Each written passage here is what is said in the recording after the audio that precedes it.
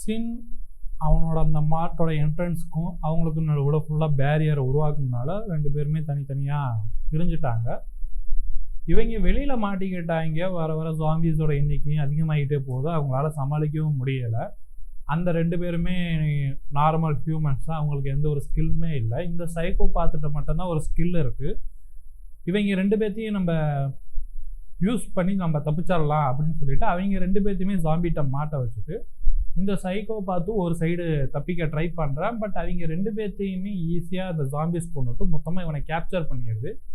இவன் முடியாது, நான் சாக மாட்டேன், நான் அந்த சின்ன கொன்னே ஆகணும், நான் எப்படியாச்சும் உயிர் வாங்கணும் அப்படின்னு சொல்லிட்டு அவனை அட்டாக் பண்ண வந்த ஜாம்பிஸை பிடிச்சி கடிச்சு சாப்பிட ஆரம்பிச்சாருதான். இந்த சைடு அதே நேரத்தில் என்ன ஆகுதுன்னா சின் டோட்டலாக இந்த மாதிரி கவர் பண்ணிட்டு இப்போ நமக்கு கொஞ்சம் டைம் கிடைக்கும். இப்போதைக்கு ஜாம்பி எதுவுமே கடைக்குள்ளே வராது. உள்ளே இருக்கிறவனை போய் நம்ம எழுப்பி இந்த இடத்துலேருந்து முளை போகலாம் அப்படின்னு சொல்லிட்டு உள்ளே இருக்கிறவனை போய் எழுப்புறேன்.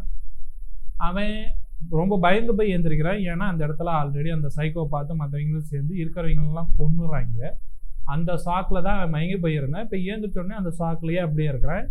இது தெரிஞ்சுக்கிட்ட ஷின் உடனே அவனோட அந்த மென்டல் ஹெல்த் கேர் அந்த ஸ்கில்லை யூஸ் பண்ணி அவனை காம் டவுன் பண்ணிவிட்டு இந்த மாதிரி என் பேர் ஷின், இந்த மாதிரி ஜாம்பிஸ் எல்லாம் நான் போட்டு தள்ளிட்டு இங்கே வந்திருக்கேன் உன்னை காப்பாற்றுறதுக்காக. இந்த மாதிரி ஸ்டோன் இருக்குது, இதை நீ யூஸ் பண்ணும், உனக்கு ஸ்கில் கிடைக்கும் அப்படின்னு அந்த ஸ்டோனை காமிக்கிறேன்.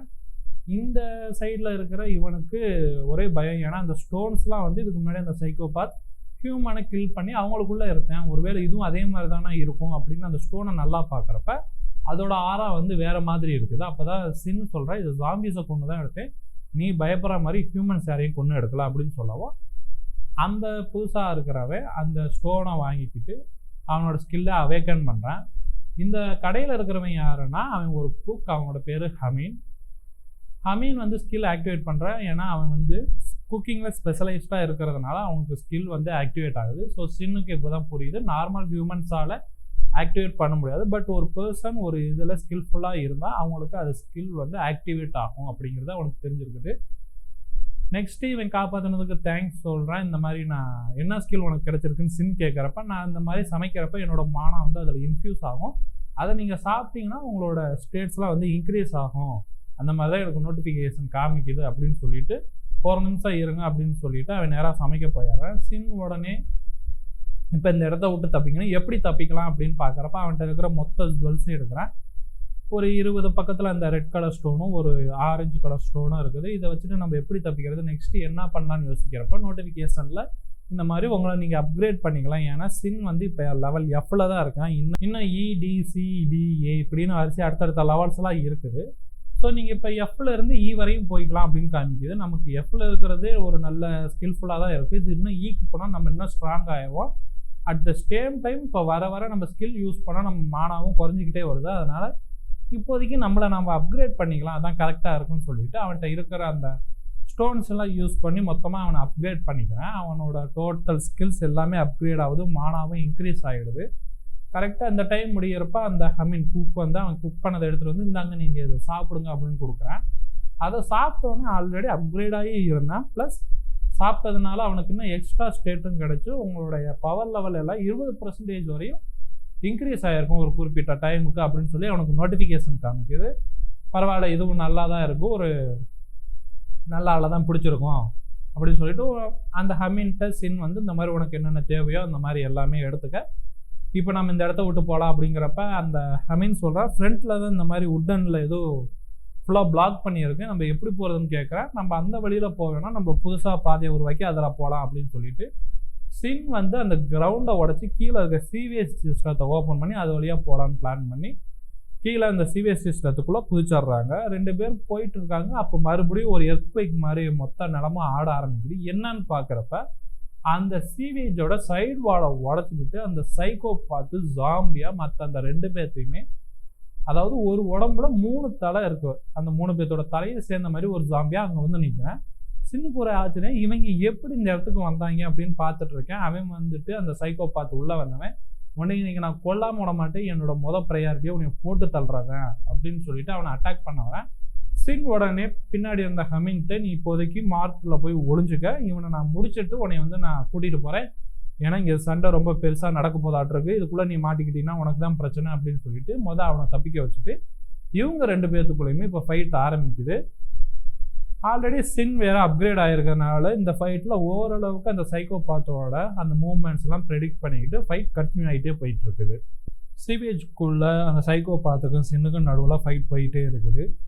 அந்த சைக்கோபாத் அந்த பார்ட்னர் சேர்ந்து அவனோட தானே அந்த ஜாயிண்டில் இருக்காங்க. அவங்க 2 பேருமே சொல்கிறாங்க, சின் ரொம்ப பவர்ஃபுல்லாக இருக்கேன், இவனை நம்மளால போட்டு தள்ள முடியாது, அதனால வா இங்கேருந்து நம்ம தப்பிச்சு போயிடலாம் அப்படின்னு சொல்கிறாங்க. ஆனால் அந்த சைக்கோபாத் கேட்கல, அவன் ரொம்ப வெறியில் இருக்கேன், இவனை நான் கன்ஃபார்ம் கொன்னே ஆகணும் அப்படின்னு சொல்லி அட்டாக் பண்ண ஆரம்பிச்சிட்டே இருக்கேன்.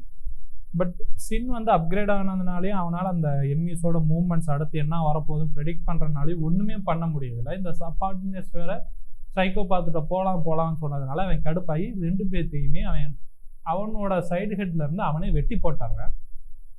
நெக்ஸ்ட் வெட்டி போட்டோடனே அவன் அப்பையிலேருந்து ஒரு உருவத்துல இருந்து அடுத்த ஒரு உருவத்துக்கு டிரான்ஸ்ஃபர்மேஷன் ஆகுறான். ஆனால் அந்த டைம்லையும் சின்னை அவனால் ஒன்றுமே பண்ண முடியல. சின் அப்பயும் ஈஸியாக அவனை நாக் அவுட் பண்ணிடுறேன். சின் கடைசியாக அந்த சைக்கோபாத்தோட ஒரு கையை மட்டும் வெட்டிடுறான். இதுக்கு மேலே இங்கே இருந்தால் இவன் நம்மளை கொண்டுறான் போல அப்படின்னு சொல்லிட்டு அந்த சைக்கோபாத் அங்கேருந்து பயந்து எந்த வழியில் இருந்தானோ அதே வழியாகவே சீக்கிரமாக போயிட்டேன். வெட்டின கையில் ஆரஞ்சு ஸ்டோன் இருக்குது. அதை சின் உடனே எடுத்துக்கிட்டு ஒரு கையை வெட்டினாலே ஆரஞ்சு ஸ்டோன் வரையும் இருக்குதா, லக்கி தான் அப்படின்னு சொல்லிக்கிட்டு சரி நம்ம இப்போதைக்கு ஹெமீனை காப்பாற்றிட்டு நம்ம வெளியில் போவோம் அப்படின்னு சொல்லிட்டு ஹெமீனை தேடி உள்ளே போய் பார்க்குறப்ப அங்கே ஹெமீன் இருக்கிறான். அப்புறம் அவங்க 2 பேருமே சேர்ந்து அந்த சீவேஜ்லேயே கொஞ்சம் தூரம் போயிட்டு மேலே ஓப்பன் பண்ணி பார்க்குறாங்க. அவங்க 2 பேரும் எங்கே போயிருக்காங்கன்னா அந்த அக்வாஸ்டிக் ப்ரொஃபஸர் இருக்கார்ல டாங்டே, கரெக்டாக அவங்க வீட்டு பக்கத்தில் தான் அந்த சீவேஜ் ஓப்பன் பண்ணி அங்கே மேலே எழுந்திரிச்சு வராங்க. ஹெமீன் அந்த இடத்துல பார்த்துட்டு லிக்விட் இவ்வளோ தூரம் பரவிட்டு ஆனால் இந்த வீட்டுக்கிட்ட மட்டும் வரலையே எப்படி அப்படின்னு கேட்குறப்ப தான் சின் சொல்கிறான், இவர் ஒரு அக்வாஸ்டிக்ஸ் ப்ரொஃபஸர், இவர்கிட்ட அந்த சவுண்ட் ஒன்று ஒரு லோ ஃப்ரீக்குவன்சியில் வச்சுருக்காரு, அதனால தான் இந்த இடத்துல மட்டும் இந்த லிக்விட் வரல அப்படின்னு பேசிகிட்டு இருக்கிறப்பே உள்ளே இருந்து ப்ரொஃபஸர் வராங்க. ப்ரொஃபஸர் வந்தோடனே யார் இவன் பக்கத்தில் இருக்கக்கூடிய அந்த சைனீஸ் ரெஸ்டாரண்ட்டில் இருக்கக்கூடிய தானே அப்படின்னு சொல்லிட்டு இருப்பா. ஆமாம் ப்ரொஃபஸர், நீங்கள் எப்படி இருக்கீங்க, அவங்க எப்படி இருக்காரு, 2 பேருமே அவங்களுக்குள்ளே விசாரிச்சுக்கிட்டு இன்ட்ரோ ஆகிக்கிறாங்க. அதே நேரத்தில் ப்ரொஃபஸர் சொல்கிறது இந்த மாதிரி சின் தான் என்னை ஜாம்பிஸ்லேருந்து காப்பாற்றுறான்னு சொல்கிறாங்க. உடனே அவனும் சொன்னேன், சின் தான் என்னை இந்த மாதிரி ஸ்டோரில் அடைச்சி வச்சுருந்தாங்க, அப்போதைக்கு அவர் தான் என்னை காப்பாற்றுறாங்கன்னு சொல்லிட்டு இருக்கிறப்ப சின் வந்து ப்ரொஃபஸர்கிட்ட சொல்கிறேன், நான் வர வரைக்கும் இவனை நீங்கள் பத்திரமா பார்த்துக்குங்க, ஏன்னா ஜாம்பிஸ் எல்லாம் என்னை டார்கெட் பண்ணி வந்துட்டுருக்கு, நிறைய ஜாம்பிஸை நான் ஆல்ரெடி போட்டு தள்ளிட்டேன், அதனால் அதுங்க என்னை டார்கெட் பண்ணி வந்துட்டுருக்கு, நான் உங்களை மொத்தமாக போட்டு தள்ளுற வரைக்கும் இவனை நீங்கள் சேஃபாக பார்த்துக்க முடியுமான்னு கேட்குறப்ப ஒன்றும் பிரச்சனை இல்லை, நான் அவனை சேஃபாக பார்த்துக்கிறேன் அப்படின்னு சொல்கிறப்ப இந்த சைடு அந்த ஹமீன் சொல்கிறேன், என்னை காப்பாற்றுறதுக்காக உங்களுக்கு ரொம்ப தேங்க்ஸ் அப்படின்னு சொல்லிட்டு இருக்கப்ப அவன் வந்து சின்னுக்கு ஃபேவர் பண்ணோடனே சின்னுக்கு அந்த நோட்டிஃபிகேஷன் காமிக்குது, இந்த மாதிரி ஹமீன் உங்களுக்கு ஃபேவர் பண்ணிட்டா அவனோட ஸ்கில்லை நீங்கள் எடுத்துக்கலாம் அப்படின்னு சொல்கிறப்ப சின் அவனோட ஸ்கில்லை யூஸ் பண்ணி ஹமீன்கிட்ட இருந்து ட்ரான்ஸ்ஃபர் பண்ணிக்கிறேன். ட்ரான்ஸ்ஃபர் பண்ணப்போ தான் அவனுக்கு தெரியுது சாப்பாட்டில் மட்டும் இல்லை, அந்த காக்டெயில் மாதிரியான டிஷஸ் பண்ணுறப்பையும் அதில் மானா இன்ஃப்யூஸ் பண்ணி அவனுக்கு ஸ்டேட் வந்து இன்க்ரீஸ் பண்ணிக்கிற மாதிரி பண்ணலாம் அப்படின்னு நோட்டிஃபிகேஷனில் வருது. உடனே சின்னுக்கு ஒரு ஐடியா தோணுது, உள்ள அந்த ப்ரொஃபஸரோட வீட்டுக்குள்ளே போய் ஒரு சில ட்ரிங்க்ஸ்லாம் எடுத்து மிக்ஸ் பண்ணி காக்டெயில் ஒன்று ரெடி பண்ணுறா. அதில் நோட்டிஃபிகேஷன் காமிக்குது, இந்த மாதிரி நீங்கள் இதை ட்ரிங்க் பண்ணாலும் உங்களுடைய ஸ்டேட் வந்து பர்டிகுலர் பர்சன்டேஜ் வரையும் மேலே போகும் அப்படின்னு கேட்குறப்ப, அதாவது ஒரு எப்படி சொல்ல, ஒரு பூஸ்டர் மாதிரி பவர் பேக்கப் கேட்குற மாதிரி ஒன்று டானிக் மாதிரி ஒன்று ரெடி பண்ணி வச்சுக்கிட்டேன். சேம் இந்த சைடு இது நடந்துகிட்ருக்கு, இன்னொரு சைடு தப்பிச்சு போன அந்த சைக்கோபாத் அந்த ஸ்ட்ரீட்டில் இருக்கிற எல்லா ஜாம்பிஸையும் போட்டு தள்ளி அவங்கள எல்லாத்தையும் சாப்பிட ஆரம்பிச்சார். சாப்பிட ஆரம்பிக்குமா அவனுக்கு வெட்டுப்பட்டு போன அந்த ஹேண்ட் வந்து மறுபடியும் ரீஜெனரேட் ஆகிறது. அந்த டைம் அந்த இடத்துல ஒரு பவர்ஃபுல் பீயிங் வந்துடுது, எல்லா ஜாம்பிஸையும் மொத்தமாக நீல் டவுன் பண்ணிடுறாங்க. யாரா அது இந்த இடத்துல இதுக்கு முன்னாடி அந்த ஜாம்பிஸ் எல்லாத்தையும் விடுமே இது ரொம்ப பவர்ஃபுல்லாக இருக்கேன்னு அவ்வளோ நேரம் சைக்கோபாத் ஸ்டாண்டிங்லாம் இருந்தான். ஆனால் பர்டிகுலர் டைம் போன அப்புறம் அவனாலையும் அந்த பவர்ஃபுல் பீயிங்கோட ஆறாவை வந்து தாங்க முடியல, அவனும் நீல் டவுன் பண்ணிடுறேன். ஸோ பக்கத்தில் வந்துக்கிட்டே இருக்கிறப்ப அந்த பவர்ஃபுல் பீயிங் வந்து அந்த லிக்விட் ஃபார்மை ஒரு தட்டுது கீழே. உடனே அந்த லிக்விட் ஃபார்மில் இருந்து ஒரு பெரிய ஹெட்டு வந்து இந்த மொத்த ஜாம்பிஸ் அந்த இடத்துல நீல் டவுன் பண்ணிட்டு இருந்த மொத்த ஜாம்பிஸையும் ஒரே கடியில் சாப்பிட்ருது. சாப்பிட்ட உடனே அந்த தலையோட நடுவில் ஒரு பெரிய ஐ மாதிரி வந்து அந்த பவர்ஃபுல் பீயிங்கை பார்த்து ஒரு மெஜஸ்டி அப்படின்னு அட்ரஸ் பண்ணுது. க்ளோஸ்அப்பில் பார்க்குறப்ப தான் அந்த பவர்ஃபுல் பீயிங் வேறு யாருமே இல்லை, நம்ம பார்க், அதாவது ஹெவன்லி டீமன் மார்ஷல் ஆர்ட்ஸ் அந்த பார்க் வயசானவர் இருக்கார்ல, அவருக்கு ஒரு பேத்தி இருந்தாங்க பார்த்தீங்களா, 12 வருஷமாக அந்த 18 வருஷமாக அந்த மார்ஷல் ஆர்ட் ப்ராக்டிஸ் பண்ணி மாம்சன் சிட்டியில் இருந்தாங்கள, அந்த பேத்தியை இப்போ அந்த ஜாம்பிஸோட பவர்ஃபுல் ரூலராக அந்த ஏரியாவுக்கு வந்திருக்காங்க. ஸோ ஐசோவுக்கு என்ன ஆச்சு அப்படின்னு ஒரு ஃப்ளாஷ்பேக் ஒரு ஸ்டோரி காமிக்கிறாங்க. அதில் சின்ன வயசில் அவங்க அப்பா அம்மா போன அப்புறம் ஐஎஸ்ஓ ஒரு 5 வயசு இருக்கிறதுலேருந்தே அவங்க கிராண்ட் தாட்டர் அவங்களோட தான் வளர்ந்துக்கிட்டு வராங்க. அந்த சின்ன வயசுலேருந்தே மார்ஷல் ஆர்ட்ஸும் கற்றுக்க ஆரம்பிச்சிட்டாங்க. அப்பையிலேருந்தே இன்ஜஸ்டிஸ் எங்கெல்லாம் நடக்குதோ அந்த இடத்துல ஜஸ்டிஸாக நிலைநாட்டுறது தான் சின்ன வயசுலேருந்தே மனசில் நல்லா பதிஞ்சிருக்கு. அதே தான் பண்ணிக்கிட்டும் வராங்க. கிண்டர் கார்டனில் இருக்கிறப்ப அங்கே மற்ற கிட்ஸ் எல்லாம் புள்ளி பண்ணுறப்ப எந்த கிட்ஸ்லாம் புள்ளி பண்ணுறாங்களோ அவங்கள அடிக்கிறது, என்னதான் அடித்தாலும் அதே நேரத்தில் நம்ம சிங்கம் படத்தில் வர சூர்யா மாதிரி கையை குள்ளே கட்டி பிடிலே அந்த மாதிரி தான் அடித்து முடித்தாலும் அடுத்து அவங்க 2 பேர்த்துக்குள்ள சமாதானத்தையும் உருவாக்கி வச்சு அந்த மாதிரி சின்ன வயசுலேருந்தே அவங்க வளர்ந்துக்கிட்டு வராங்க. 17 வயசாகுது அவங்க தாத்தாட்ட இருந்து அந்த மொத்தமாக எல்லா மார்ஷல் ஆர்ட்ஸையும் கற்றுக்கிறாங்க. அதுக்கப்புறம் தான் அவங்க தாத்தா ஹெல்ப்போட அந்த நம்சம் சிட்டியில் அந்த டோஜோ ஒன்று ஓப்பன் பண்ணி அதுக்கு ஹெட்டாக அவங்க இருக்கிறாங்க. அந்த டைமில் அந்த ஏரியாவில் அவங்க சுற்றி திரிஞ்சு அந்த இடத்துல யாரெல்லாம் புள்ளி பண்ணுறாங்களோ அவங்க எல்லாத்தையும் போட்டு அடித்து துவைச்சிட்டு, யார் புள்ளி பண்ணப்பட்டு அந்த சித்திரவதைக்கு உள்ளாங்கனாங்களோ அவங்கள கூப்பிட்டு வந்து அவங்களுக்கு மார்ஷல் ஆர்ட்ஸை சொல்லி கொடுத்து அவங்கள ஸ்ட்ராங் ஆக்குறது தான் அவங்களுக்கு ஒரு நோக்கமாக இருந்துச்சு. அதே மாதிரி அந்த ஒரு நாள் வெளியில் போயிட்டு இருக்கிறப்ப இந்த மாதிரி ஒரு பையனை புள்ளி பண்ணிட்டு இருக்காங்க. அந்த பையனை அங்கேருந்து ரெஸ்கியூ பண்ணிட்டு வந்து அவங்க டோஜோவில் சேர்த்து அவனுக்கு நல்லா ப்ராக்டிஸ் கொடுக்குறாங்க. கரெக்டாக 1 இயர் கழிச்சு அதே மாதிரி அந்த பையனை புள்ளி பண்ணவங்க இன்னொரு பொம்பளை பிள்ளையே புள்ளி பண்ணிட்டு இருக்காங்க. பட் இந்த டைமு லாஸ்ட் டைம் அடி வாங்கினவன் இந்த டைம் அவங்களே தட்டிக்கிட்டு அவங்களே போட்டு மிதின்னு மிதிக்கிறான். இதை பார்த்தோன்னே ஐசோக்கு ஒரு ஹாப்பி. அன்னைக்கு இவங்கள்ட்ட அடி வாங்கினவன் இன்னைக்கு நம்மள்ட்ட ட்ரைனிங் எடுத்து அவங்கள டிஃபெண்ட் பண்ணுற அளவுக்கு அவன் மேலே வந்திருக்கிறான் அப்படின்னு அவங்களுக்குள்ளேயே நினச்சி ரொம்ப சந்தோஷப்பட்டுக்கிறாங்க. இந்த மாதிரி மற்றவங்கள கஷ்டத்துலேருந்து காப்பாற்றி அவங்களோட ஸ்மைலை பார்க்குறப்ப இவங்களுக்கு ஒரு சந்தோஷம். இந்த மாதிரி ஜஸ்டிஸை நிலைநாட்டுறதில் அவங்க ரொம்ப குறிக்கோளாக இருக்காங்க. பட் இந்த மாதிரியே போயிட்டு இருக்கிறப்ப அவங்கள ஃபாலோ பண்ணி இன்னும் நிறைய பேர் அவங்களோட ஜாயின்ட் ஆகி அவங்க குரூப்பே நிறைய பேர் இருக்கிற ஒரு பெரிய குரூப்பாக மாறிடுது. பட் இது எல்லாமே அந்த ஜாம்பிஸாக எல்லாம் டர்ன் ஆன அப்புறம் மொத்தமாக மாறிடுச்சு. இந்த டைமும் அவங்க விடாமல் நம்மளால் முடிஞ்ச அளவு எல்லாருமே காப்பாற்றணும் அப்படின்னு சொல்லிட்டு ஜாம்பிஸோட ஃபைட் பண்ண ஆரம்பிக்கிறாங்க. நார்மல் ஜாம்பிஸ்லாம் ஒரு பெரிய மேட்டராகவே எல்லாம் போட்டு தள்ளிடுறாங்க. பட் அந்த 10 feet ஹைட்டில் இருக்கக்கூடிய அந்த பெரிய ஜாம்பிஸ் வரப்போ இது நம்ம எப்படி சண்டை போட போகிறோம் அப்படின்னு ஐசோவுக்கு ஒரு பயம் வந்து டிஃபெண்ட் பண்ண போகிற அந்த டைமில் அந்த ஜாம்பி அட்டாக் பண்ண வருது. உடனே இந்த லாஸ்ட் டைம் அந்த 1 இயராக ட்ரெயின் பண்ணி அந்த புள்ளி பண்ண அந்த கிட் வந்து அவங்கள காப்பாற்றுறதுக்காக இடையில வந்துடுறேன். அட்டாக் இது வாங்கினதுனால வயிற்றுல ஒரு பெரிய அடி வாங்கி ஃபுல்லாக அது கிழிஞ்சு வெளியில் ரத்தம் வர ஆரம்பிக்குது.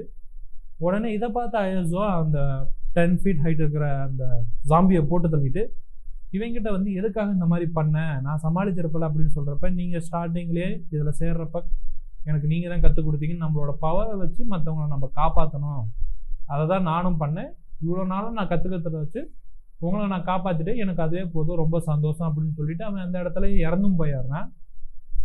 அப்போ தான் அவளுக்கு ஒன்று புரியுது, இந்த டைமு நம்ம மற்றவங்கள காப்பாற்றுறது மட்டும் இல்லை, நமக்குள்ளே உள்ளவங்களையும் நமக்கு நாமே காப்பாற்றிக்கணும், நம்ம அந்த மாதிரி சுச்சுவேஷனில் தான் இருக்கோம் அப்படின்னு சொல்லிட்டு அந்த டோஜோவுக்குள்ளே அந்த ஏரியாவில் இருக்கிற சர்வைவர்ஸ் எல்லாம் வச்சு அப்படியே கொஞ்ச நாள் ஓட்டிகிட்டு இருக்காங்க. போக போக போக ஜாம்பிஸோட ஃபைட் பண்ணுறாங்க. அதே மாதிரி இவங்க ஐசோ சைடில் இருக்க அந்த குரூப்பில் இருக்கவங்க ஒவ்வொருத்தவங்களாவது இறந்துக்கிட்டே வராங்க. கடைசியாக ஒரு டேல 5 பேர் மட்டும்தான் மிஞ்சி இருக்காங்க. ஐசோவோட சேர்த்து 6 பேராக இருக்காங்க.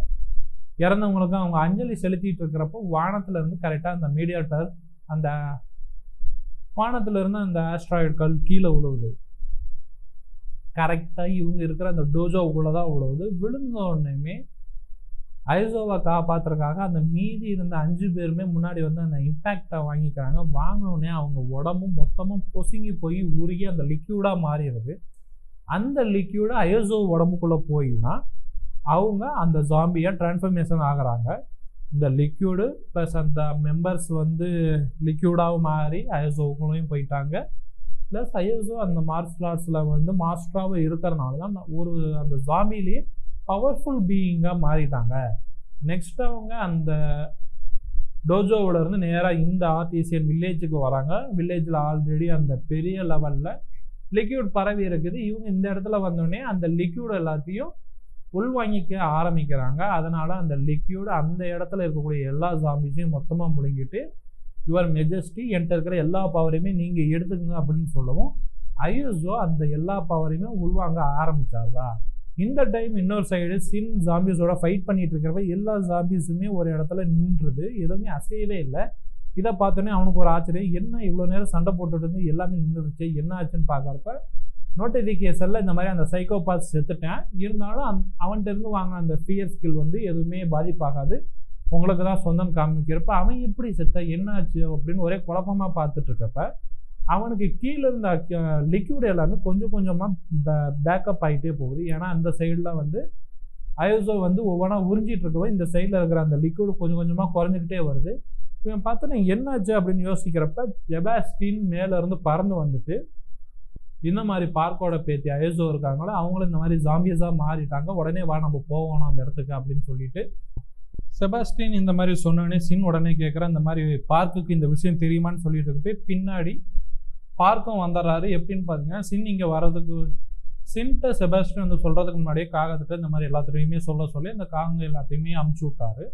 அந்த காகம் போய் பார்க்கிட்ட சொன்னோடனே பார்க்கும் அந்த இடத்துக்கு வந்துடுறாரு. பார்க் வந்தோடனே செபாஸ்டின்ட்டு இந்த மாதிரி என்னுடைய பேத்தி எங்கே இருக்கா நான் உடனே பார்க்கணும்னு சொல்கிறப்ப அந்த வில்லேஜோட சென்டரில் இருக்காங்க அப்படின்னு சொன்னோடனே எல்லாருமே அந்த சென்டர் ஏரியாவுக்கு போய் பார்க்குறாங்க. போய் அந்த இடத்துல பார்க்குறப்ப லிக்யூட்ஸ் எல்லாமே கீழே கொஞ்சம் இருக்குது, டியூப் மாதிரி ஒரு ஸ்ட்ரக்சரில் டாப்பில் அந்த பெரிய ஸ்பியர் ஷேப் இருக்குது, அது நடுவில் ஐசோ இருக்கிறா, அவரோட ஃபேஸ் மட்டும் தெரியுது.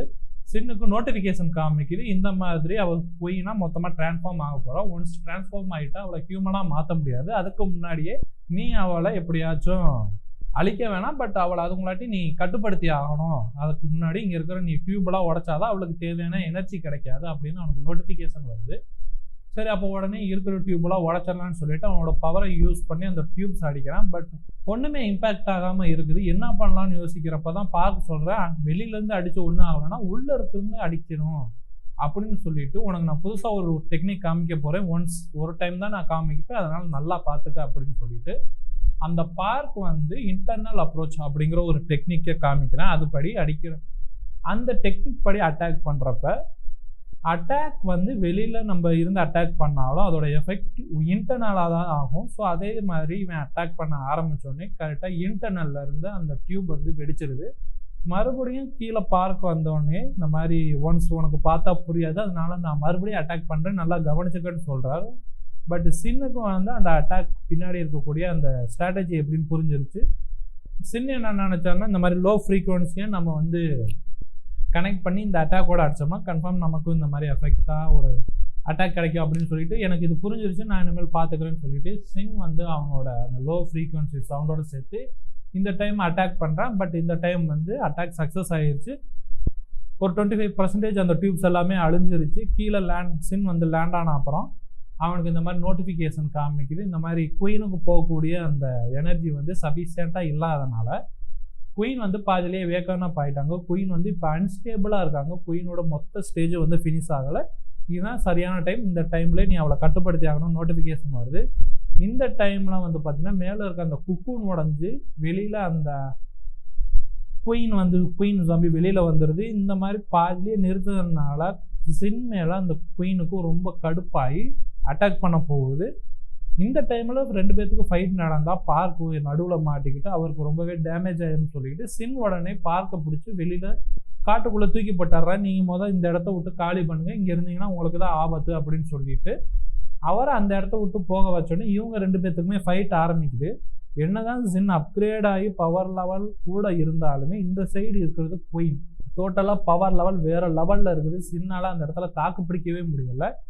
கடைசியில் ஒரு அட்டாக்ல சின் மொத்தமாக கீழே விழுந்துடுறான். இதுக்கு மேலே இந்த இடத்துல இருந்தால் ஒன்றும் பண்ண முடியாது அப்படின்னு சொல்லிட்டு அவனோட வீட்டை நோக்கி ஓட ஆரம்பிக்கிறான். அந்த இடத்துல போன ஆரம்பித்தோடனே அவனுக்கு ஒரு புது ஸ்கில் கிடைக்குது. இந்த மாதிரி ஒரு ஏரியாவில் இருக்கக்கூடிய மொத்த ஸ்கில்லையும் நீங்கள் உள்வாங்கிக்கலாம் அப்படிங்கிற ஒரு ஸ்கில் அவனுக்கு கிடைக்குது.